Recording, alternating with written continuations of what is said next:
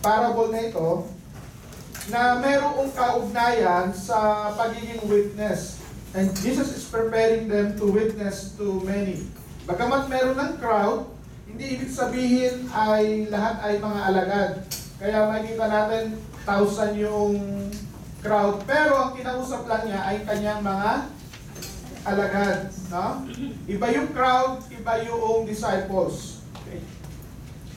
Bakit nakalagay dyan? Becoming a witness and becoming a martyr. Alam niyo po yung salitang witness kasi at salitang martyr, isa lamang po ang pinagmulan niya. Yung salitang martyre.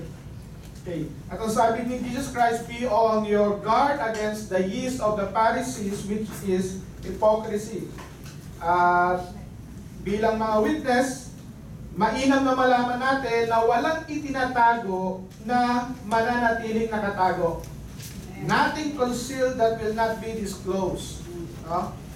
At sinasabi pa niya, dito ho, kung titignan ho natin, parang bakit mo ihahanda at sasabihin sa mga alagad mo, do not be afraid of those who kill the body, samantalang sa panahon na yan, libo na yung mga tao.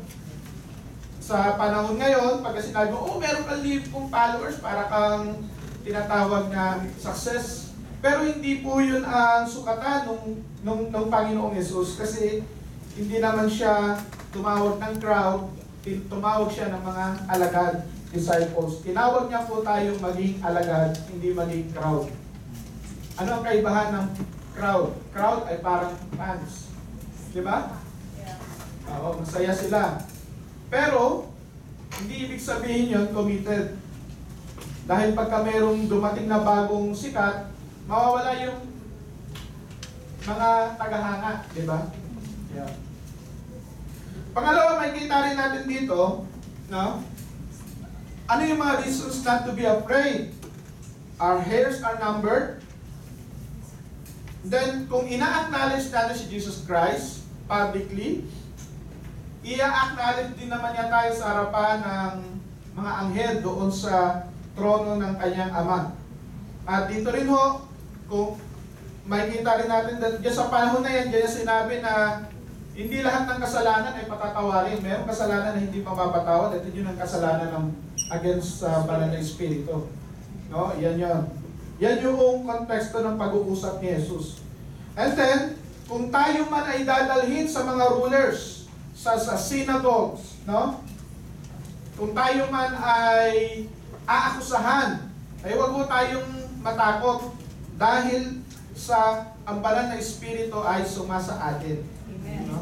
At parang nakakapagtaka, paano mo sasabihin yan samantalang ang dami-dami ng crowd?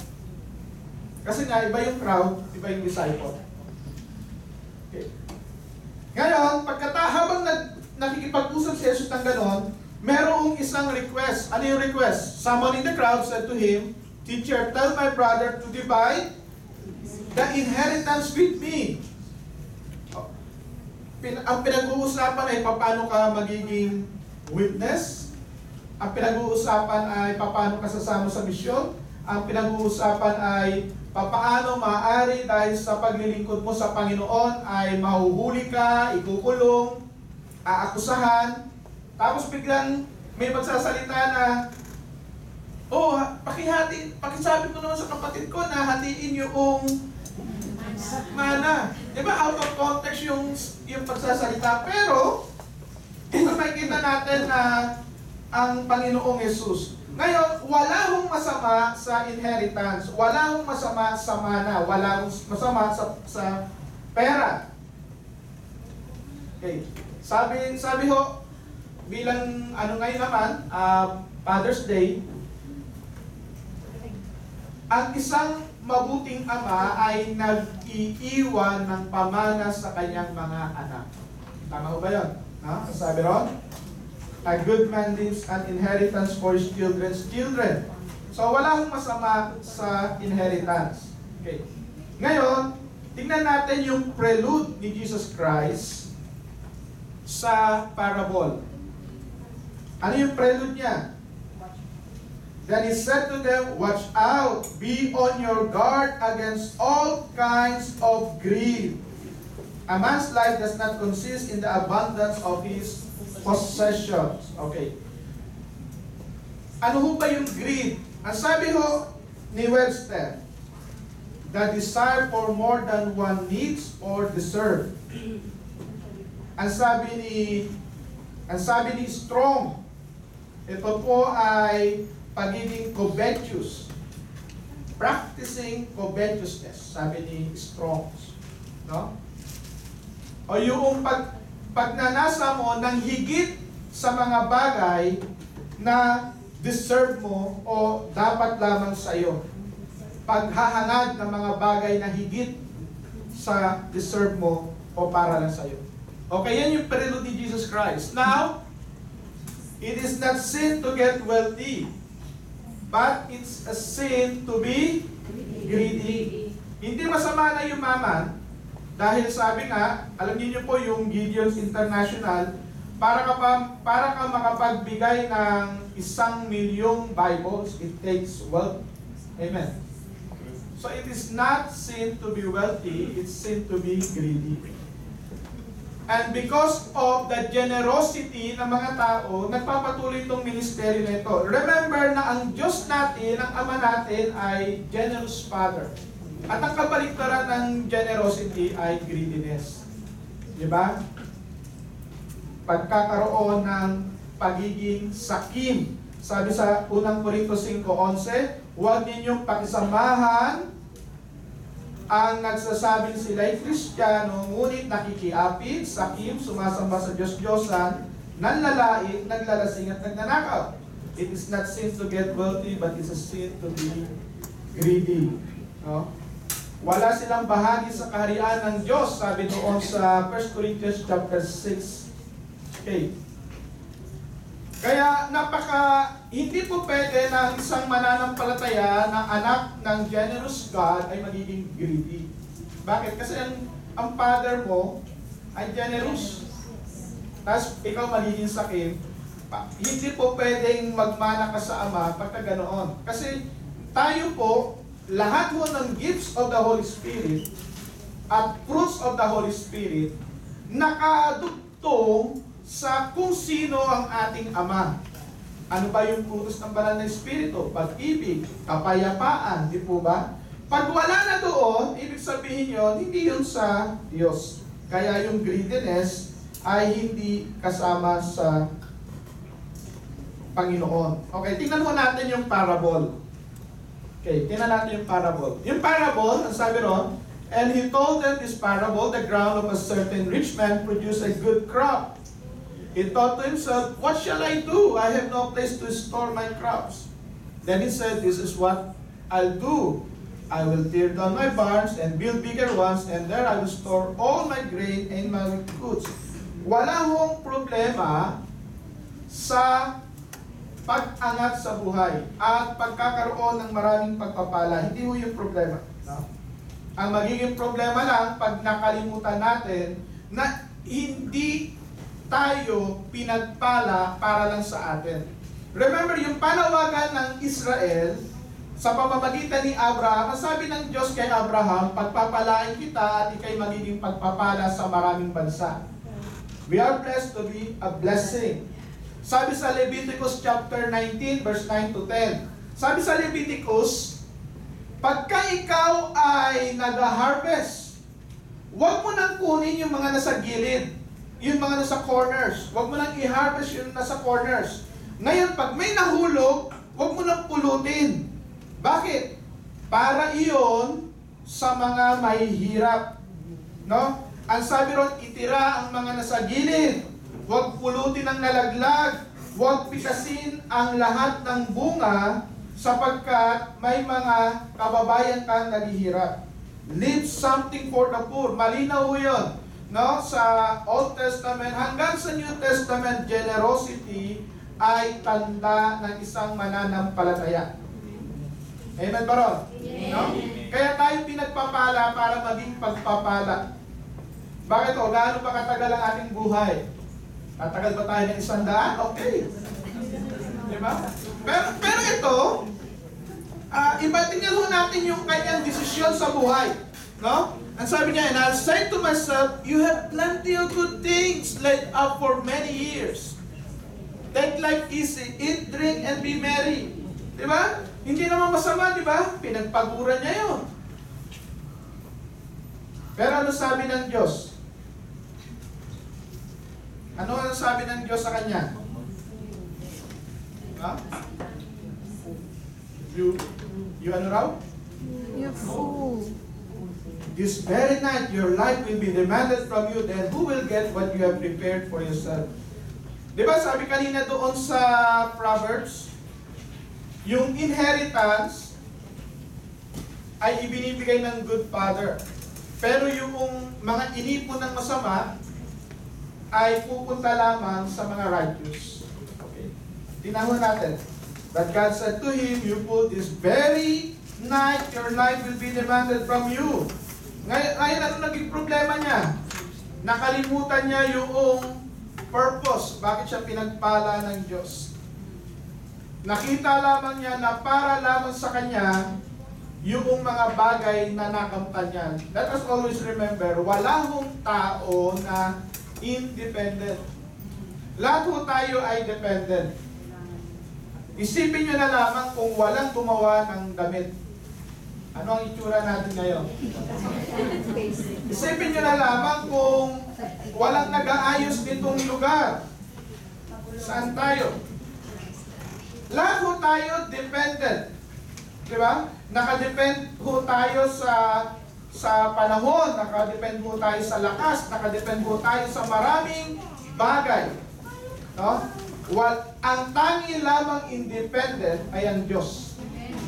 Siya lamang ang walang kailangan para siya mag-exist. He exists on His own. Lahat mo tayo dependent. Para ka nga makapunta rito sa Taiwan, napaka-dependent natin doon sa number 1 at number 5 window. Kasi sila yung magtatatak at magbibigay doon. Tapos, i-interviewin ka pa, di ba? Very dependent ka. Ngayon, kung ilalagay pa sa ilalim ng yung papeles mo ng agency, dependent ka rin kahit sa agent. Diba? Minsan, nagiging dependent ka rin doon sa papeling magpalending. Tayo po ay, kahit na sabihin mong mayayaman, dependent pa rin. Yung mga mayayaman nga hindi na makilos pag walang kasama sa buhay. Diba? Kung wala sigurong maglilinis para sa kanila, baka gubat na ang kanilang bahay. Very dependent sila. Lahat ho tayo dependent sa isa't isa. Kaya ho, napaka-inam po na makita natin na hindi tayo nabubuhay para sa sarili lamang. Hindi ho tayo nabubuhay para sa sarili lamang. Hindi ho tayo pinagpala para sa atin lamang. No? Hindi ho tayo dapat ho, ano raw? Ang sabi noon ni Jesus Christ, this is how it will be with anyone who store up things for himself, but is not rich toward God. Bakit to? Kailangan mo kasi natin i-acknowledge na ang Diyos ang source natin. At hindi lamang natin siya i-acknowledge, dapat din ho natin siyang paglingkuran. The sin is not how he gained his income and increase, but simply he hoarded it. Hinoard niya rather giving it generously. The moment na sinabi mo, akin ito, pinaghirapan ko to, bakit ako? Yung mga ganun na. Titignan mo ngayon at pakinggan mo sarili mo, sinasabi mo pa na ikaw ang source ng lahat ng pagpapala mo. Ikaw ang source ng lahat ng income mo. Ikaw ang source ng lahat ng pagmamay-ari mo. Hindi ba't lahat ng yan ay mga bagay na pinagkatiwala lamang sa iyo ng Diyos? Amen. The moment na sinabi mo ikaw nagmamay-ari nyo, isipin mo hindi mo kayang pahabain ang iyong buhay. Hindi mo kayang paputuin ang iyong buhok. Kahit magkulay ka, ilang araw lang, babalik ang tunay mong kulay. Ng buhok. Di ba? At ganun mo talaga, mga kapatid. Hindi ho natin kaya yun. Kaya sinasabi ng Panginoong Jesus, ang pinag-uusapan kasi kanina yung paglilingkod eh. Tapos pumasok yung mana. At ibinabalik ngayon ng Panginoong Jesus ang tunay na kayamanan na walang makakanakaw ay doon sa kalangitan. Amen. Maging mayaman ka man dito sa mundo, hindi ibig sabihin yon ma-enjoy mo. Dahil anytime po pwedeng kunin ng Diyos ang mga bagay na tinatangkilik mo. Kung hindi man niya kunin yon, maaari din niyang kunin ang iyong buhay. Kaya hindi po pwede tayong magmalaki sa harapan ng Diyos. Amen. Hindi po pwede sabihin natin, akin ito, pipigilan ko to, kukontrolin ko to. Wala ho talaga tayong control sa ating buhay. Kahit na mag-vitamins ka pa ng napakarami, kahit bantayan ka pa ng mga doktor, kahit napakarami pang bantay,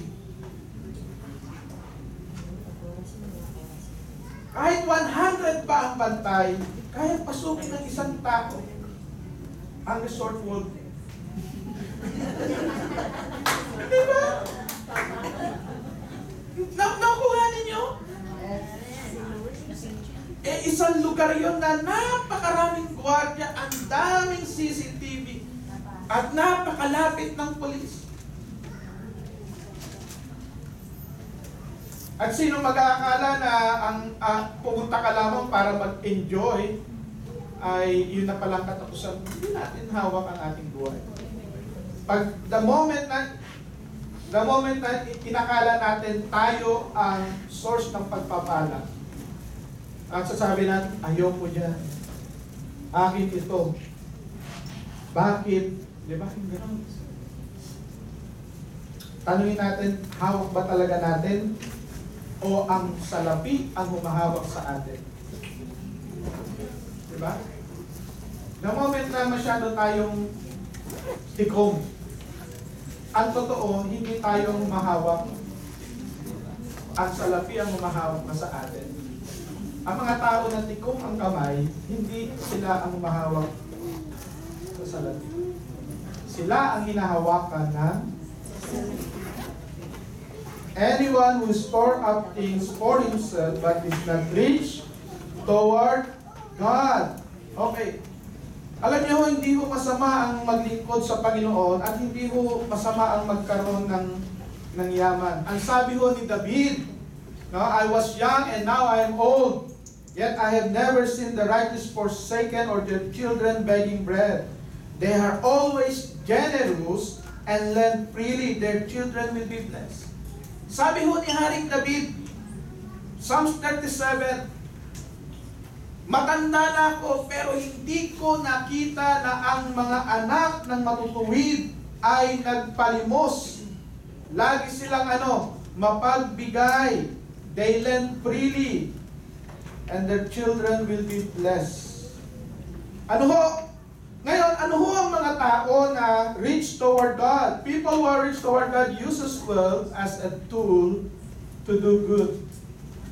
Ang mga tao na mayaman sa Diyos, tinuturing na ang kanilang kayamanan, kanilang wealth ay tools.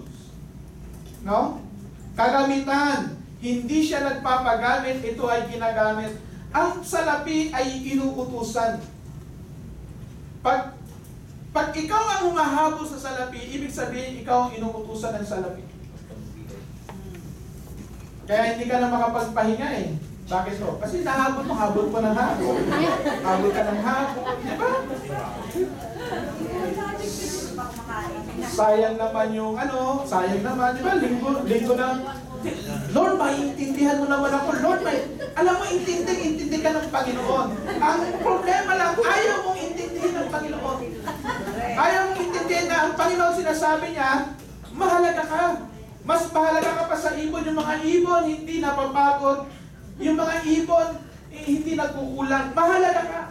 At sinasabi yun ng Panginoon. No? Tingnan mo natin how people who are rich toward God uses wealth. No? Okay, tingnan mo natin. Sabi rito, 1 Timothy chapter 6 verse 17 to 19, command those who are rich in this present world not to be arrogant, not to put their hope in wealth. Huwag daw, No? Gawain ng isang pastor na ano, utusan ng mayayaman na ano raw, huwag silang maging arrogante, not to put their hope in wealth, which is so uncertain, but to put their hope in God, who richly provides us with everything for our enjoyment. Ano ang gusto ng Panginoon? Lahat ipoprovide niya for our enjoyment. Pero, kailangan kang maging rich sa Kanya. Ano sabi ron sa verse 18? Command them to do good, to be rich in good deeds, and to be generous and willing to share. In this way, they will lay up treasure for themselves as a firm foundation for the coming age, so that they may take hold of the life that is truly life. Matetake hold lang daw natin ang buhay na tunay na buhay kung tayo ay mamumuhay na ang salapi ay utusan natin at hindi tayo ang utusan ng salapi. Yung salapi ay kinokontrol at hindi ito dapat kumontrol sa atin. Pag ang ating mga decisions ay nakokontrol ng salapi. No? Yun ang problema doon sa mga Pharisees. They are being controlled by richness. Bakit ho? Kasi paano ka mangangaral ng totoo sa salita ng Diyos kung mangingilag ka dahil ang isa o ang dalawa ay supporter? Siguro wag mong gagawin niya. Bakit? Ang laking mag-ikapo niya. Diba? Yun ang problema to. Bakit to? God's men are being told, si Timothy are being told, command those who are rich in this present world not to be arrogant, but put their hope in God. Amen? Amen. Hindi mo pa pwede sabihin, hindi, ano yan? Hindi gagawin niya kasi ganito, ganyan. Hindi ho, ang sinasabi ho, ang mga nangangaral, mayaman o mahirap, at kung mayaman yan, dapat sabihin na yung kayamanan na yun ay pinagkatiwala lamang ng Diyos at gagamitin niya para sa furtherance of the kingdom of God. Amen ba ro? Amen. Amen ba ro? Amen. At nawa ho, maging totoo tayo sa salita ng Diyos. Wealth as a tool to advance the gospel. No, yung wealth ho ay naging tools. Makikita ho natin doon sa book of Acts, sa Acts chapter 4 verse 36 to 37. Barnabas sold his land. Binenta ni Barnabas yung kanyang lupa para saan? Para sa kanya? Hindi, para sa gawain. Acts 4:36, 37. Si Gaius sa 1 John chapter 3, Gaius opened his house para yung mga itinerant ministers, itinerant missionaries ay doon mag-stay sa kanyang bahay. Binuksan ni Gaius yung kanyang bahay. Kaya nung kaya sinabi doon sa 1 John chapter 3 verse 2, I wish above all things na ikaw ay pagpalain ng Diyos. Bakit sinasabi ni John yun na pagpalain ka pa ng gusto? Sapagkat ginagamit mo ang iyong yaman para pagpalain ng mga ministro ng Panginoon. Kaya ka dapat pagpalain. Yun ang sinasabi doon sa 1 John chapter 3 verse 2. Di ba? Na kaya ka pinagpapala dahil pinagpapala mo yung gawain ng Diyos. Amen. Yung Philippians believer, sabi ni Apostle Paul sa Philippians chapter 4, sa dinami-dami ng mga kapartner, kayo lamang ang mula noon hanggang ngayon ay patuloy na nagkakaloob. Philippians.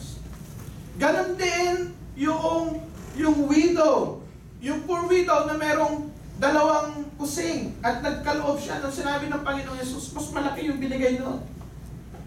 Bakit o? Kasi hindi naman yung sobra ang binibilang, kundi gaano ang nawala sa iyo.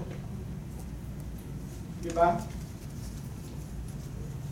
Kasi pwede kang magbigay ng 100,000, pero gaano ang nawala sa iyo. Pwede kang magbigay ng 5 piso, pero sa labi mo pala ay 10 piso lang. Ngayon, sino ang mas malaki? Yung 100,000 na mayroong 100 milyon? na nagbigay ng 100,000. O yung tao na merong nagbigay ng 5 piso dahil perang-pera niya 10 piso lang. Sa harapan ng tao, titignan niya yung 100,000. Sa harapan ng Diyos, ang tinitignan niya yung 5 piso. Kasi iba yung sukatan ng tao, pero sukatan ng Diyos. How about the Macedonian believers? Yung Macedonian believers, doon makikita mo natin yung sa 1 Corinthians, sa 2 Corinthians, no? Na sa gitna ng kanilang kahirapan, sa gitna ng kanilang pangangailangan, sila po yung pangunahing grupo na sumuporta sa Jerusalem noong ang Jerusalem ay naghihirap. No? Mga Macedonian believers. Wealth is a tool to advance the gospel. No? Okay. People who are rich toward God don't see witnessing as all about money, but rather as part of their lives. Pag ikaw ay mayaman na sa Panginoon, alam mo na ang paglilingkod ay hindi about money. Ang paglilingkod ay hindi about pera. Ano sabi ho ni Steve Addison? Sabi niya, it does not take vast amounts of money to fill a nation with the knowledge of the gospel. What it takes is ordinary people on fire with the love of Christ and empowered by the Holy Spirit who are willing to tell their families, friends, and casual acquaintances what God has done for them.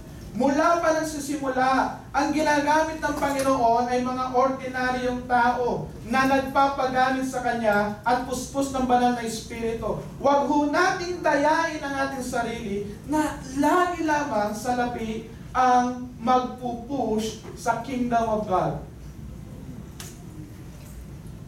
Hindi kasi mangyayari ito kasi ganito.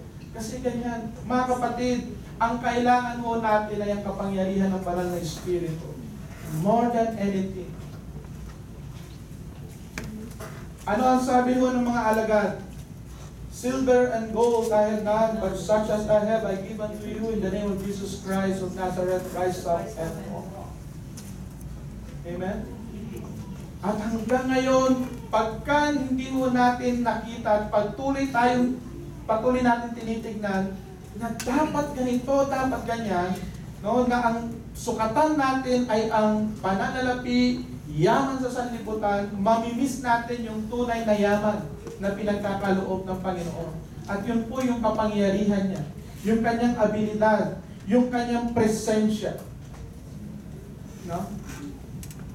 Amen ba ron? At wag ho tayo magpadaya sa kaaway. At yun po yung nagiging problema. Inahanda ng Panginoon itong kanyang mga alagad. Makita nila, nasa pa yung tunay na yaman. Okay, tinanaw natin. People who are rich toward God should not worry about life. Luke chapter 12, balik ko tayo doon sa ating text. Then Jesus said to His disciples, therefore I tell you, do not worry about your life, what you will eat, or about your body, what you will wear. Sino ang kinakausap ng Panginoon dito? Yung mga alagad. Yung mga tagasunod niya. Pagka ikaw ay tagasunod ng Panginoon, sa harapan ng Panginoon, mayaman ka. Amen. Amen ba ron? Pagka ikaw ay naglilingkod sa Panginoon, sa harapan ng Panginoon, mayaman ka. Yes. Diba?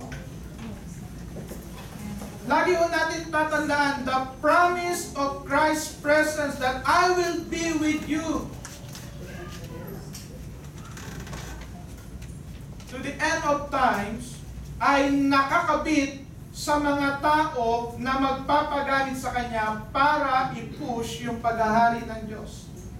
Yung promise na sinabi niya na walang makakapigil kahit ang impyerno, no, ay ipinangako niya hindi para sa lahat ng tao, kundi sa mga alagad lamang. Itong pangako na ito na therefore I tell you, do not worry about your life, what you will eat, or about your body, what you will wear. Life is more than food and the body more than clothes. Pangako yan kanino? Sa mga alagad. Amen? Hindi po pwedeng angkinin niya ng lahat ng tao. Ang kinakausap lamang niya ng Panginoon ay yung kanyang mga alagad. Na ano? We are rich because we have a rich Father. Yung sinusundan natin, tayong mga alagad ng Panginoon, ang pinaglilingkuran natin ay tapat na Diyos. Nagmamay-ari ng lahat ng bagay. At hindi ho tayo dapat matali sa salapi o sa mga bagay na pansanlibutan. Okay? People who are rich toward God are valuable to Him. We are rich because we have a rich Father. At tayo po ay mahalaga sa Kanya. Ano sabi ron? Consider the ravens. They do not sow or reap. They have no storeroom or barn. Yet God feeds them. And how much more valuable you are than birds. Ang lahat ho na sumusunod sa Panginoon, lahat ho na kanyang alagad sa harapan ng Panginoon ay mahalaga. Yung kahalagahan ho natin, hindi sa mga bagay na ating possession. Mahalaga tayo dahil possession tayo ng Panginoon. Amen. Hindi ho tayo mahalaga dahil marami tayong pagmamay-ari. Ang sanlibutan ho, yun ho ang pamantayan. Ang sanlibutan ho, ang pamantayan ay yung nakikita, nababayaran. Pero ang Panginoon, ang sukatan po niya ay yung kaluluwa. Yung tunay pong halaga natin ay hindi ho sa sukat o sa dami ng ating salapi, kundi dahil tayo ay mga lingkod at anak ng Diyos. Amen. Tayo ay mahalaga sa Kanya. Amen, pero yun po ang tunay na security natin. Dahil kahit na anong gawin natin, hindi po natin mapapahaba o mapapahaba ang ating buhay. No? Okay, ano sabi ho ni Jesus Christ? Sa John 10:29, I give them eternal life and they shall not perish. Diba? Sino ang nagbigay sa atin ng buhay na walang hanggan? Diba ang Diyos? Sino ang humahawak sa atin na nagsabi, sila ay nasa aking kamay at walang makakaagaw sa aking kamay? Ang Diyos lamang. Maraming tao takot na maglingkod sa Diyos dahil akala nila ang Diyos, pag naglingkod ka, mawawalan ka. Mga kapatid, ano bang bagay ang masasabi nating mapapanghawakan dito sa sanlibutan na hindi masisira? Wala hong bagay dito sa sanlibutan na mananatili. Yan po ang tinuturo ng kasulatan. Alam niyo, ang problema ko ngayon ng Christianity ay yung so much commercialism na kung saan ang sukatan na ay yung yaman, dami. Remember dito, libo na ang sumusunod kay Jesus.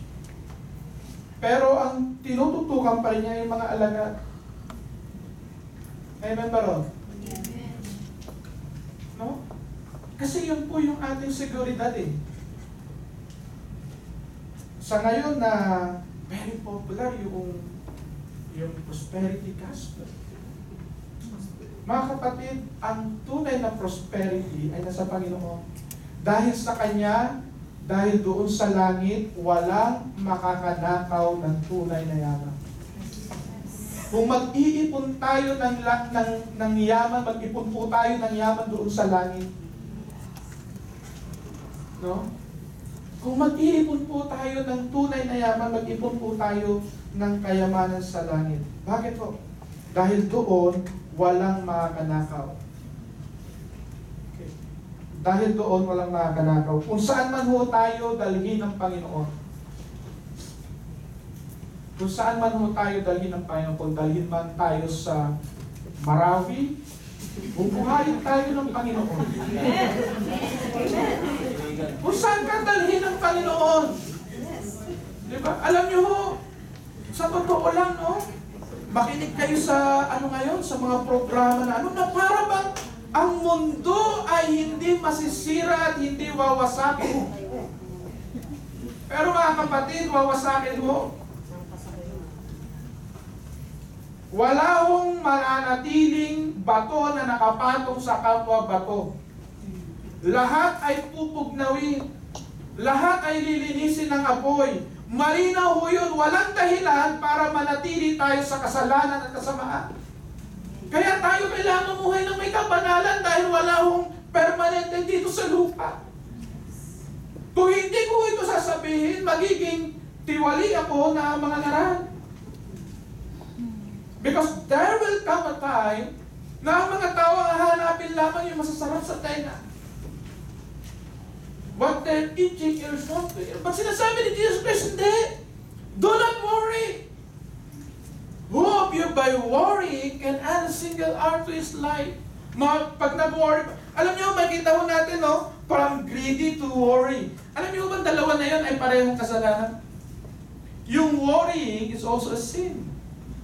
Dahil para mong sinasabi na ang humahawak sa iyo ay walang kakayanan. Para mo sinasabi na ang source talaga ng buhay mo ay yung trabaho mo, yung Taiwan, yung TIC, yung sino pa man, tao. Kaya ka magko-compromise dahil ang tingin mo, ang source ng buhay mo ay mga tao.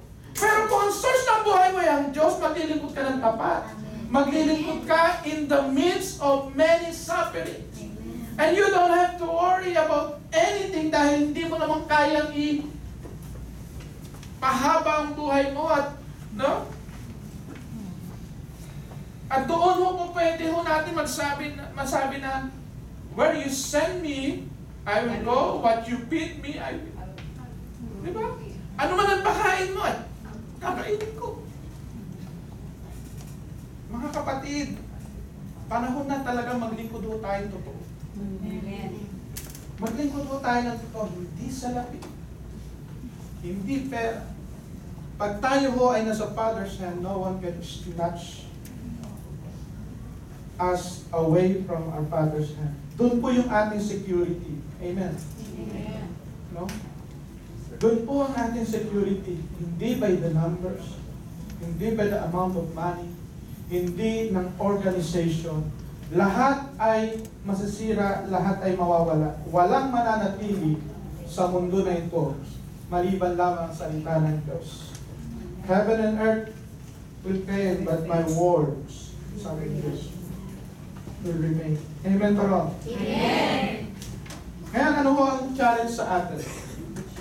Sabi ni Jesus Christ, our life does not consist in the abundance of our possessions. Our life does not consist in the abundance of our possessions. Yung buhay ho natin hindi nakabase sa dami at laki ng nakapondo sa ating bangko. Dahil anytime po pwedeng mawala yon. Anytime akala mo marami ka na pero pwedeng mawala, di ba? Sabi ho noong 1980s, natatandaan ko pa, sabi ni Ike Losada, subok na matatag, subok na matibay. Tapos, sinandalan niya yung pader at yung Bangko Pilipino ay bumagsak. Natatandaan ko yun, pumila pa ako sa bangko dahil yung pinag-ipunan ko, di ba? At ibibigay na lang sa iyo, hindi naman buo. At least nakabili ako nung sneakers ko. Dahil anything, no? Our life does not consist in the abundance of our possession. Ngayon, ano sa atin? Anong challenge? Be rich toward God. Serve God. Don't serve money, serve God. Don't run after it. Let the blessing comes after you. Di ba? Sabi ni Jesus Christ yun eh. At actually, kahit yung signs and wonders, sabi ni Jesus Christ, signs and wonders will follow you. You don't go after signs and wonders. Signs and wonders will just follow as you serve God. As you serve God. Sabi pa niya, do not be greedy, serve God. Don't be greedy, serve God. Don't serve money, let you and your money serve God. Panghuli, Pastor, paano naman? Ako naman, hindi ako, wala naman akong pagiging greedy dahil wala naman akong possession. And then don't worry. Amen. Kung wala kang possession, then do not worry. Amen. Bakit? Anong pangako niya? Di kanya pababayaan. Huwag kang matakot, maglingkod tayo sa Diyos na buhay. Amen. We thank God that He is not only just our Creator, He is also our loving Father. And He is saying to us, anak, ang halaga mo sa akin ay higit pa kaysa sa ibon. Yung mga ibon, hindi ko nga pinabayaan, ikaw pa pababayaan. Diba? So mga kapatid, kung kayo ay inililid ng Panginoon na umuwi na kayo. Wala, talaga ho, ako ay magiging totoo sa inyo. Kasi pagka tinignan mo na dito lamang yung buhay, delikado ho yun. Diba? Ngayon, habang meron mo kayong kakayanan, mag-ipon mo kayo ng yaman sa langit. Hindi lamang sa bangko. Hindi mo natin sinasabi na masama ang yaman. Sinabi nga, di ba? Yung good man, nag-iiwan ng inheritance. Binabalanse lang ho natin, nagiging totoo lamang ho tayo sa salita ng Diyos. Our life does not consist in the abundance of our possessions. Ang kagandahan ho na tayo ay possession ni God. Ang tanong ho sa inyo ngayon, tanong natin sa bawat isa, sino ang mahawak sa ating buhay? Ang Diyos ba? O ang problema? Ang pamilya? Ang pera? Sino ho ang mahawak sa ating buhay? Diyos. Kung ang pera ang mahawak sa atin, manumbalik na ho tayo sa Diyos. Manumbalik tayo sa Diyos. Tingnan natin, sino ba talaga nagkokontrol sa atin? Pag tayo ang habol ng habol, yung hinahabol ho natin, yun ang nagkokontrol sa atin. Yan. Diba? Wala ho yung pinagkaiba doon sa mga naniligaw, di ba? Yung habol ng habol. Pwede ka. Di ba? So mga kapatid, nawa ho ay maging totoo ho tayo sa Panginoon.